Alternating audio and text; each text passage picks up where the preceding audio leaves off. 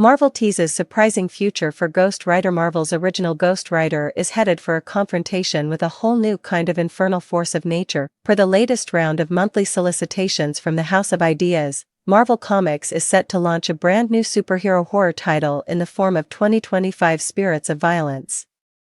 The series, written by Sabir Pirzada and illustrated by Paul Davidson, will find the original Ghost Rider, Johnny Blaze, continuing in his hunt for the mysterious spirit of violence.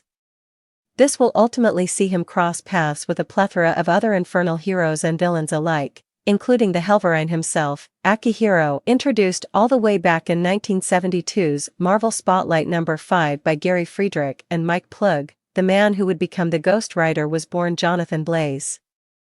After losing his father at a young age, Johnny grew up idolizing his stepfather and motorcycle daredevil extraordinaire, Crash Simpson.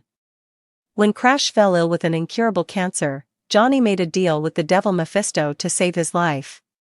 This led to Johnny being bonded to the demonic spirit of vengeance known as Zarathos, giving rise to his career as the Ghost Rider. Over the years, a variety of other spirits of vengeance and similar figures have been introduced, adding new layers to the overarching Ghost Rider mythos at every turn. Among the most prominent of these currently is Michael Battolino, aka Vengeance, who initially fought against the likes of the Ghost Rider before ultimately becoming one of Johnny Blaze's greatest allies.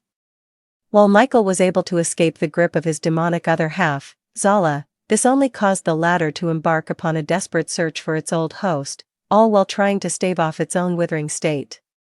It wasn't for another 6 months that the character made his proper debut as Daken, although he was still not openly named at the time.